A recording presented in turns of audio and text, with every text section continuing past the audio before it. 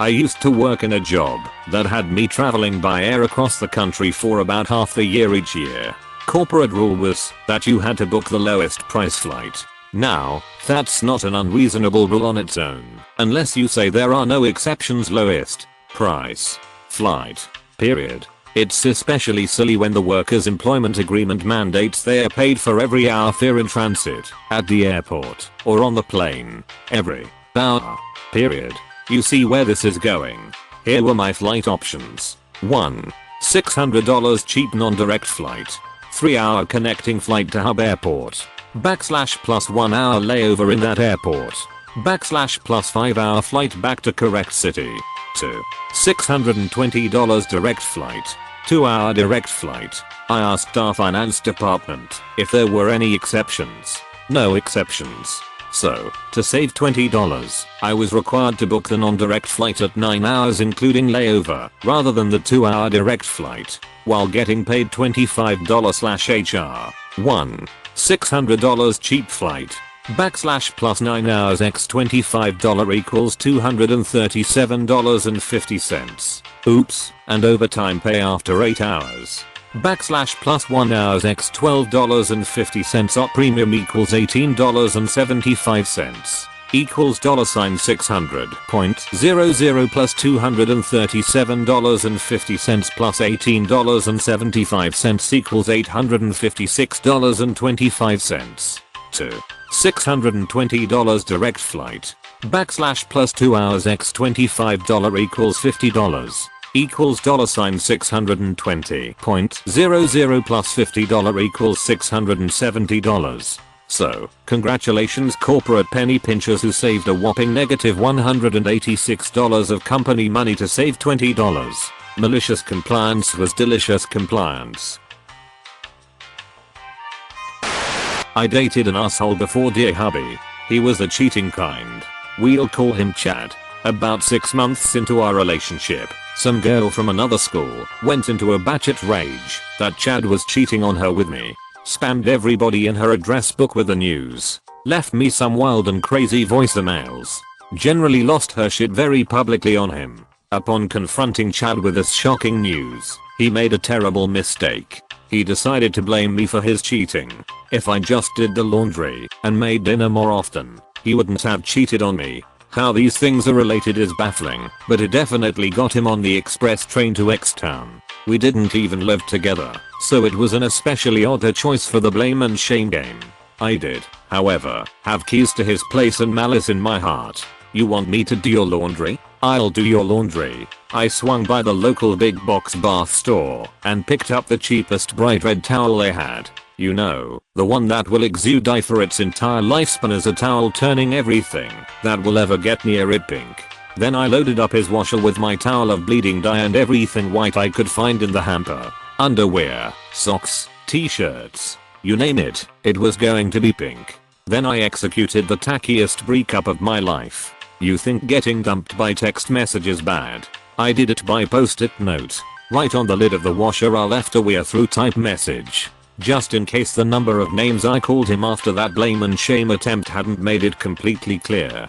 He had sort of run away before I got all the way to "we're over." It worked even better than I'd hoped, because he didn't come home for a few days. He'd bugged out to visit his family for a long weekend, to avoid the heat from 2 pissed off women and all their friends. By the time he got home, he had a damp pink mildewy mess in his washer. Based on the angry voicemails I got, guess Chad didn't really want me to do his laundry after all. Read another puke story on this sub that reminded me of something similar that happened to me. This was about 30 years ago, back when I still worked for others. I started my own business 27 years ago and now I'm retired. But I have some fond memories of working for a few pricks, and this is one. This boss and I had a bad relationship from the beginning. You see, I was supposed to be a partner of the firm, but he went behind my back and made a deal with the money man on his own. So I was stuck and had to take a subordinate position, which I had to take because I had a mortgage to pay and was desperate. Anyway, I had a salary, benefits, sick days, etc. About a year after I started, there was a totally horrible flu going around, and I got it. fever, chills, the shits, puking, everything. It started on a Friday evening. On Monday I was still in bad shape, so I called in. Boss is one of those people that thinks *EVERYONE* is a liar, because he is, and doesn't believe that I'm sick. But says, okay, stay home, get better, etc. About 2 hours later, I'm lying in bed and I hear a knock at the door. I come to the door and there he is, looks at me, and he says I don't look sick. He said he really needs to get some work with me done that day and I need to come in. A power play. So, Oklahoma, fuck it, I go in. In the conference room is a big display that he'd been working on with his notes right there on the table. I had been drinking chicken soup and eating saltines. Feels good on the throat, and I was feeling sort of queasy from the trip down to the office. I'm standing there listening to him, and, TBH, just looking at him made me sort of sick, and my mouth starts salivating really heavily, and I'm getting that feeling in my throat, and up comes my morning food, and yup, I blew chunks all over his notes and notebook. I'm not saying I aimed it that way, but I also didn't try to miss it either. It was a nice leather one too. Some even splashed onto his pants. He lost his shit, and was yelling at me. I just stood there swaying. Finally I said, I tried to tell you I was sick. I think I better go home now. I turned and walked out. I have no idea who cleaned it up, but it wasn't me. I got back home, and went to bed. About 2 days later I came back in. Guess who was homesick then with the flu? Boss man. And then his wife, and then just about everyone else in the office. So, bosses, when you have a good employee who is sick, believe them. So first of all, this is not my story, and it did not happen to me. However, the man who told it to me does not have Reddit, isn't interested in Reddit, and gave me his permission to share it for him. We'll call him Tom, and he's a maintenance supervisor at a large hunting/sporting goods store here in East Tennessee. His store is quite short-staffed right now, so even though he's the supervisor, he was tasked with cleaning the bathrooms tonight before he got off. The store was so busy tonight, it being Saturday and all, that he literally had to wait 35 minutes for the women's bathroom to get clear before he could clean and stock it. The women were complaining to his superiors about the bathroom getting dirty and understocked, but they also wouldn't stop pushing past him to use it for that entire 35-minute period. Finally, it was empty.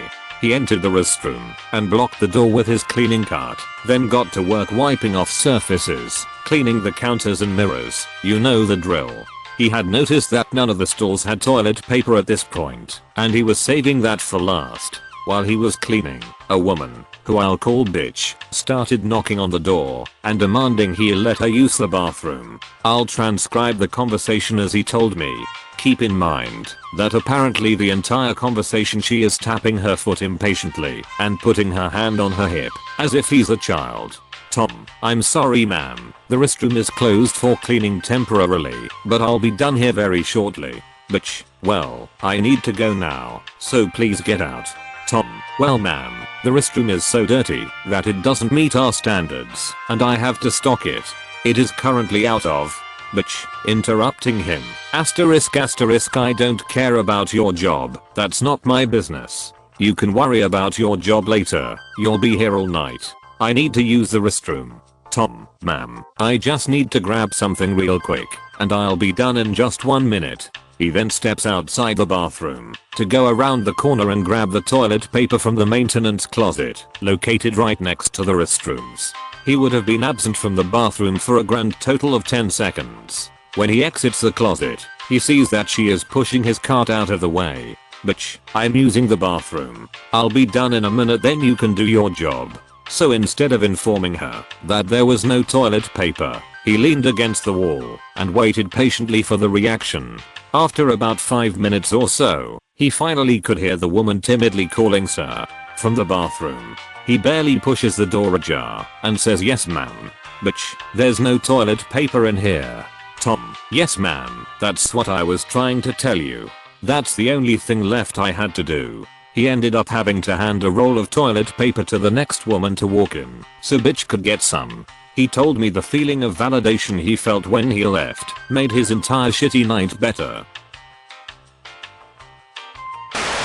So I work customer service at a very popular retail store that basically sells everything from food to electronics to plants. You've all been to this hellhole, and I'm sure you know exactly where I'm talking about, but I'm not gonna say the name, since I'm still there till uni coop starts.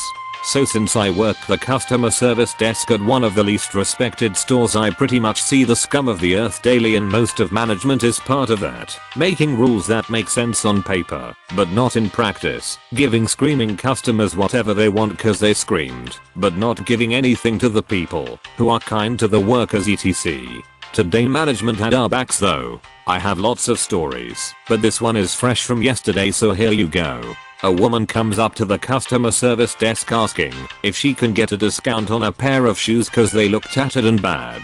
There was nothing wrong with the shoes, they just looked like cheap shoes because, well, that's what they were. My coworker was the one she approached, and not wanting to argue, told her we can give her 10% off. This is the maximum discount even for associates. We aren't really technically supposed to give discounts on anything, but it's a big company and they don't care about a few bucks, so whatever. This girl gets mad though, and says she doesn't think she should have to pay anything even close to full price for something of such low quality. The shoes were 14.97 BTW. My coworker explains that's the best we can really do for her, but she could buy a pair that she thinks looks less tattered.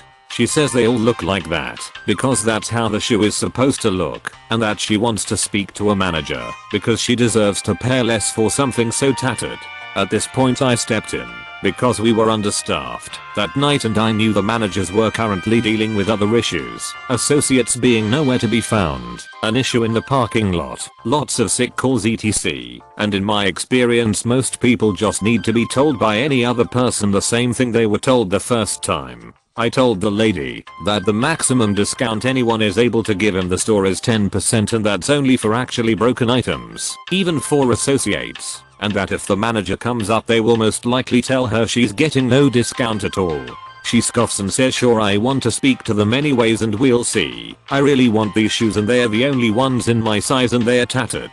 I tried to tell her again that the managers won't give her a higher discount and that it'll probably take them like 10 minutes to get to the front, but she tells me to just get the manager and she'll see for herself. Cue malicious compliance. I had originally thought it'd be in a shoulder tax situation, but it turned out better.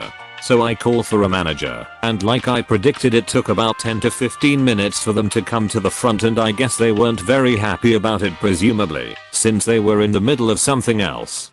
So at this point this lady has already wasted at least 15 minutes of her day waiting here and making faces at me and my coworker as though she had won. I point the manager toward the customer when she gets there and they go ask what the issue is. The lady starts bashing me and my coworker saying we are horrible at customer service and the customer is always right blah blah blah, and she wants a bigger discount than just 10%. Because these shoes are broken, she now says. I guess since we told her she won't get a discount unless it's broken, and she doesn't want to pay even close to full price for something so low quality, she repeated. My manager looks at it and tells her they are not broken and that's just how the shoes look. The lady argues saying they are, and she deserves a bigger discount. At this point I guess my manager just snapped and said okay, well, if you're sure they're broken then we can't actually sell them. They have to go through our claims department and get sent back to the company. Sorry for your troubles, is there anything else I can help you with? As she takes the shoes and puts it into the bin we have behind the desk that goes to claims. The woman is speechless for a second and my manager walks away, and then the woman started stuttering to us that she'll take the 10% now, and we told her no. She even said she'll pay full price since they were the only ones in her size, and we just told her over and over that no, we have to send them back to the company since they are broken and we can't sell them to anyone. She eventually gives up and walks away. My coworker and I have a good laugh, and about 5 minutes later she walks past the desk again and all but yells I'm not buying a single thing from this store anymore. I responded okay, have a great night, and smiled all cheery while she huffed and left. Unfortunately I'm 99% sure she'll be back in a week like every other customer who's never shopping here again, but one can hope, lol. If you enjoyed the stories, Slap the like and subscribe button for more of them, and don't forget to support the original writers with an upvote. Links are in the description. Peace out, and catch you tomorrow.